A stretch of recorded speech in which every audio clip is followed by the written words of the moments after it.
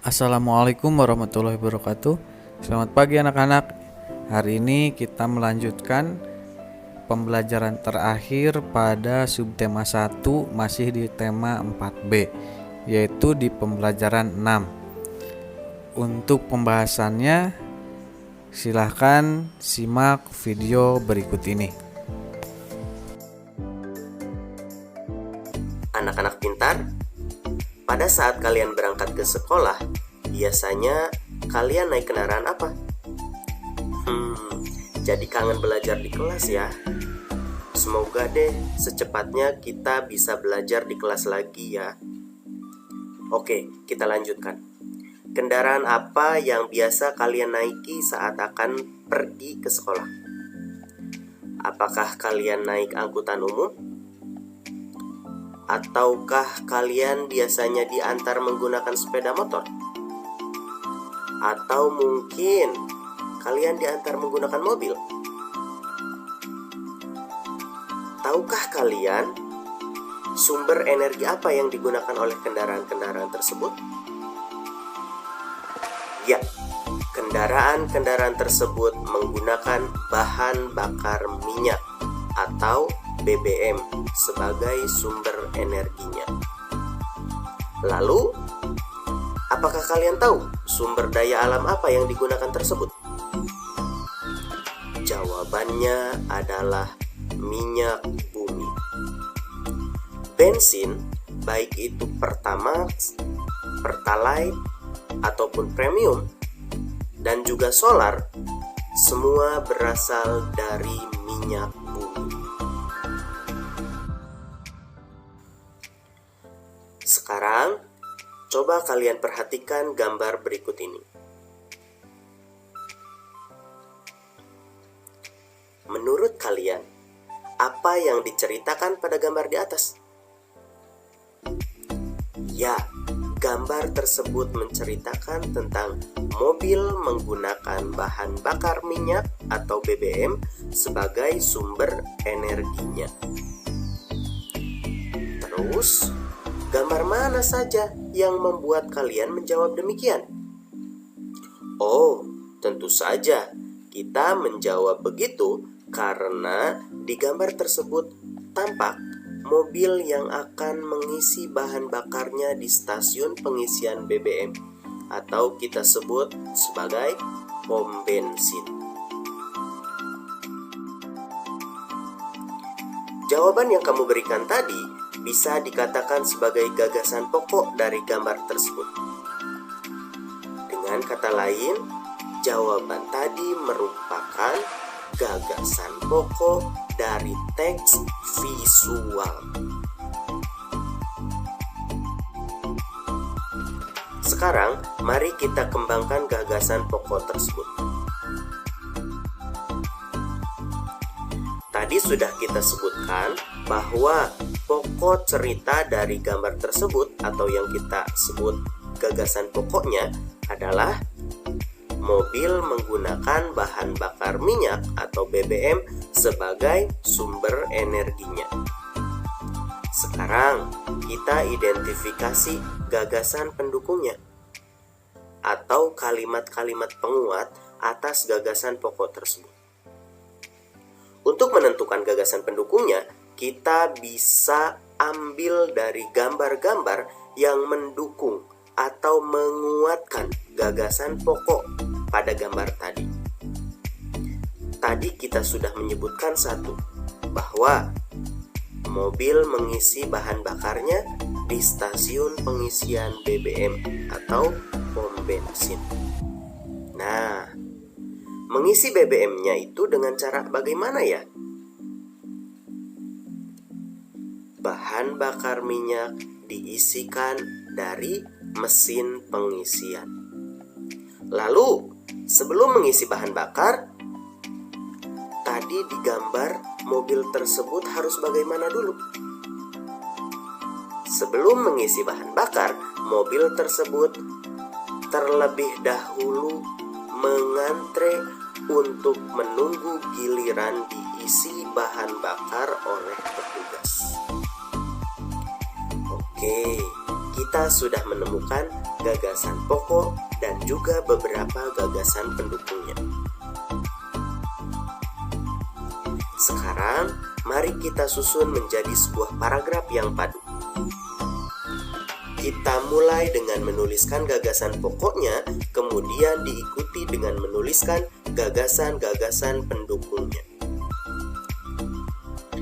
Mobil menggunakan bahan bakar minyak atau BBM sebagai sumber energinya.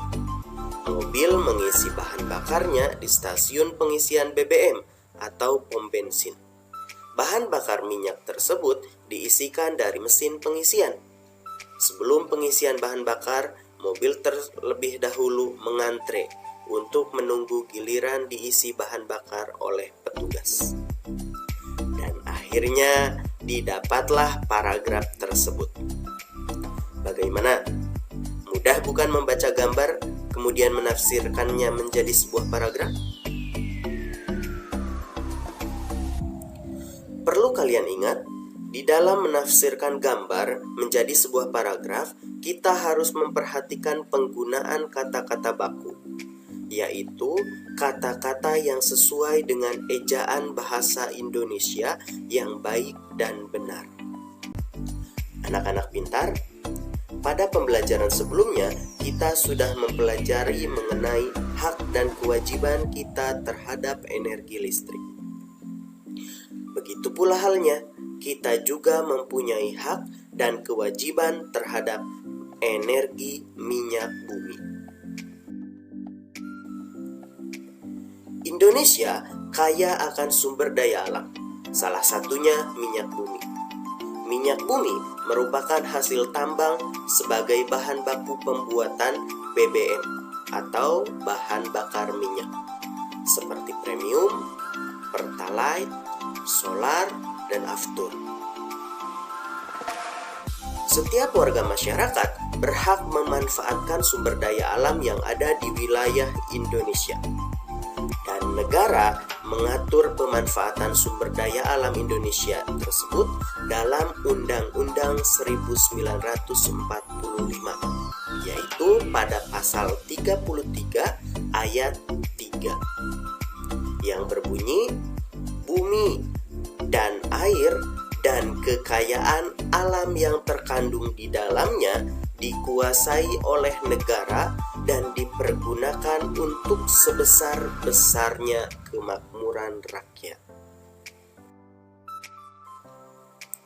Dalam pelaksanaannya, hak pemanfaatan minyak bumi dibatasi oleh kepentingan umum. Kita harus sadar bahwa semua masyarakat mempunyai hak yang sama terhadap minyak bumi. Oleh karena itu, dalam memanfaatkan minyak bumi, warga masyarakat tidak boleh melanggar hak orang lain. Kita tidak boleh memanfaatkan minyak bumi dengan semaunya. Berikut ini adalah hak dalam memanfaatkan minyak bumi. Yang pertama, hak memanfaatkan minyak bumi untuk kehidupan sehari-hari. Hak ini bisa dikatakan sebagai hak konsumsi. Contoh, warga masyarakat berhak untuk menggunakan bahan bakar minyak seperti premium, solar, bensol, dan minyak tanah sebagai bahan bakar kendaraan dan menggerakkan mesin diesel. Kemudian yang kedua, ada hak mengelola minyak bumi sebagai sumber pengolahan, baik sebagai sumber panas maupun produksi sampingan untuk mengolah baja, aluminium maupun besi. Hak ini termasuk ke dalam hak produksi. Contohnya, warga masyarakat mempunyai hak untuk mempunyai usaha produksi pengolahan minyak bumi. Dan yang ketiga, hak mencari keuntungan dari minyak bumi, atau kita bisa menyebutnya hak berdagang. Contohnya, warga masyarakat mempunyai hak untuk menjadi agen Pertamina sebagai penjual BBM eceran. Di dalam menerapkannya dalam kehidupan sehari-hari, pelaksanaan hak terhadap energi harus diimbangi dengan pelaksanaan kewajiban. Tidak boleh kita menuntut hak tanpa melaksanakan kewajibannya. Jadi antara hak dan kewajiban harus dilaksanakan secara seimbang. Adapun kewajiban kita terhadap energi minyak bumi antara lain: pertama, menjaga dan melestarikan minyak bumi agar tetap terjaga ketersediaannya. Seperti yang kita tahu bahwa minyak bumi termasuk ke dalam energi atau yang bersumber dari sumber daya alam yang tidak dapat diperbaharui, sehingga kita harus menjaga dan melestarikannya supaya tidak cepat habis. Yang kedua, menghemat penggunaan bahan bakar minyak karena ketersediaan minyak bumi sangat terbatas. Seperti tadi Pak Warta bilang bahwa minyak bumi itu adalah sumber daya alam yang tidak dapat diperbaharui, artinya tidak dapat diproduksi kembali. Jika sudah habis di alam, maka habislah minyak bumi tersebut. Oleh karena itu, kita harus menghemat dalam penggunaannya. Ketiga, melaporkan bentuk pelanggaran pemanfaatan minyak bumi kepada pihak yang berwajib. Apabila kita mendapati pelanggaran di dalam pemanfaatan minyak bumi di masyarakat, kita harus melaporkannya kepada yang berwajib. Misalkan, kita tahu ada orang yang melakukan penimbunan terhadap bensin supaya harganya naik, dan ketika harganya melonjak tinggi, dia menjual bensin tersebut supaya mendapatkan keuntungan yang banyak. Hal tersebut tidak boleh. Oleh karena itu, jika kita melihat orang yang menimbun minyak bumi atau menimbun bensin itu, maka kita wajib melaporkannya kepada pihak yang berwajib atau kepada polisi. Yang keempat, menggunakan sumber energi alternatif yang ramah lingkungan seperti biogas atau biofuel.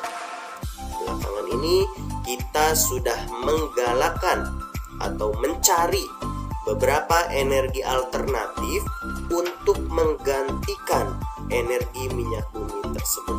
Salah satunya adalah biogas atau biofuel. Pelaksanaan kewajiban tersebut sangat membantu penghematan energi minyak bumi, sehingga generasi penerus bangsa di kemudian hari akan ikut merasakan betapa bergunanya hasil bumi tersebut.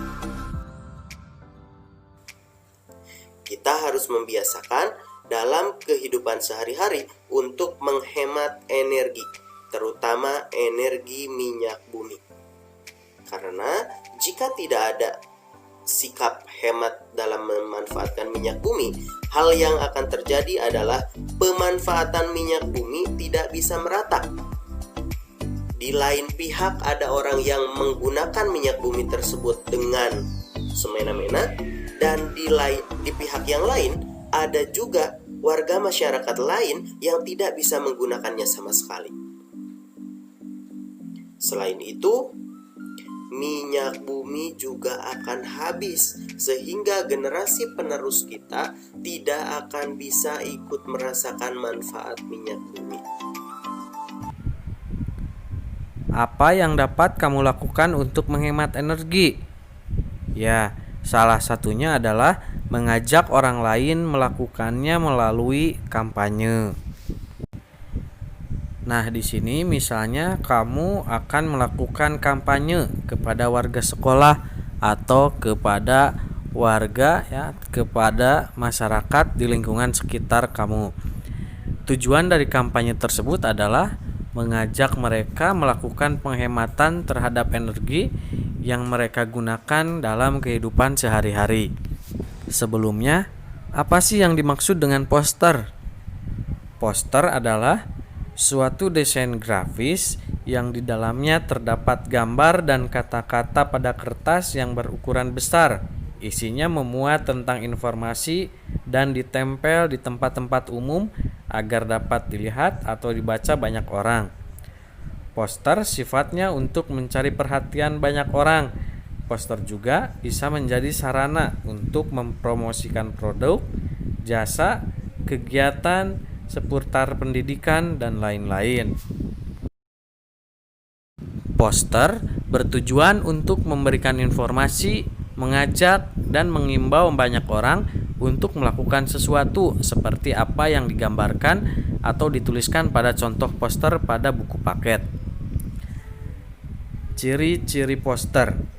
Yang pertama, merupakan karya seni yang memadukan antara unsur gambar dan kata-kata yang dibuat pada kertas berukuran besar supaya lebih mudah dibaca orang banyak. 2. Biasanya poster mengandung unsur-unsur warna yang mencolok, tujuannya supaya dapat menarik perhatian. Yang ketiga, berisikan kalimat-kalimat yang cukup singkat, jelas, dan mudah dimengerti oleh pembaca. Yang keempat, poster biasanya selalu mengandung unsur gambar yang menarik agar membuat banyak orang penasaran untuk melihat dan membaca informasi yang ada di dalamnya. Yang terakhir, biasanya poster dipasang di tempat yang strategis supaya dapat diketahui banyak orang, misalnya di tempat yang ramai seperti alun-alun kota, pasar, dan lain-lain.